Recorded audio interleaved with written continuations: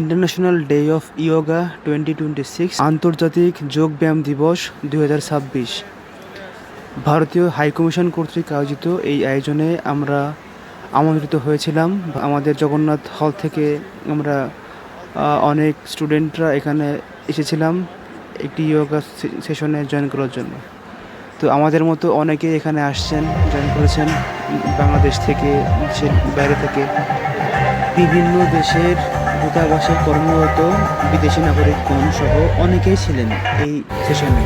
তো যাই হোক, শুরুতেই এমন সবাই সিরিয়াল দিয়ে আমরা ঢুকলাম, পর্যায়ে আমরা ম্যাট পেলাম, বসলাম এবং বড় স্ক্রিনে আমাদেরকে ইনস্ট্রাকশন দেওয়া হচ্ছিল, আমরা সেগুলো দেখছিলাম এবং সেটি দেখে দেখে আমরাও নিজেরা অনুশীলন করার চেষ্টা করতেছিলাম।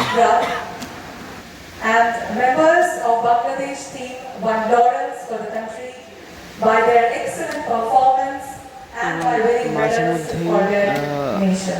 যোগ ব্যায়ামের বিভিন্ন ডিসপ্লে নিয়ে আসছিল বিভিন্ন সংগঠন। বাংলাদেশের ইয়ুথদের ভিতরে কয়েকটি ছিল এবং সর্বশেষ ছিল কোয়ান্টাম।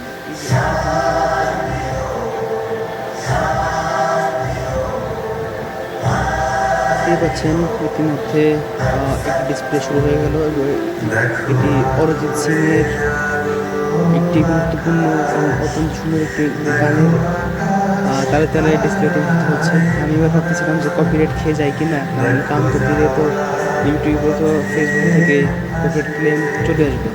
তার জন্য গানের জায়গায় গান বাজুক আর আমি এর সাইডে আর ভয়েস ওভারটা আসলে না দিলে সমস্যা হয়ে যাবে। আপনারা দেখতে পাচ্ছেন যে যোগ ব্যায়াম আসলে সবার জন্য, এখানে সকল মানুষের শান্তির জন্যই ইয়োগা করানো হয়ে থাকে বা করা হয়ে থাকে।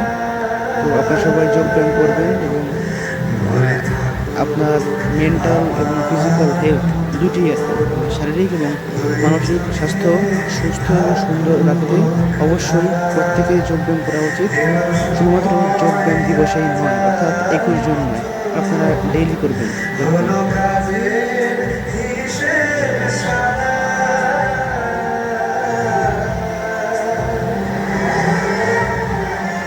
বিভিন্ন সংগঠনের মতন যোগব্যায়ামের নানা রকমের কসরত নিয়ে হাজির হয়েছে এইবার কোয়ান্টাম ফাউন্ডেশন কর্তৃক পরিচালিত কসমো স্কুল দ্বারা।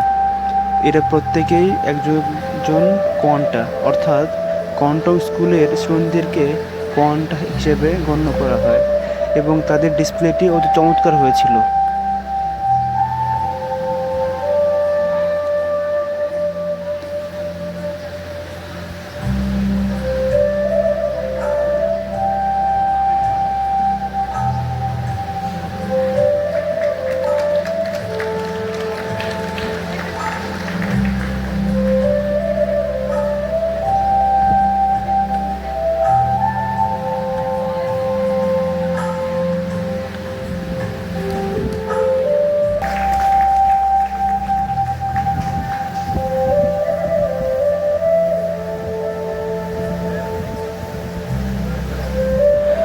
ইয়োগা ডিসপ্লে দেখতে দেখতে আমরা প্রায় অনুষ্ঠানের শেষ দিকে চলে এসেছি এবং আমাদেরকে আবারও অনুষ্ঠানের শেষে আন্তরিকভাবে কুশল বিনিময় করে বিদায় দেন ভারতীয় হাইকমিশনে কর্মরত জনাব সিমরে।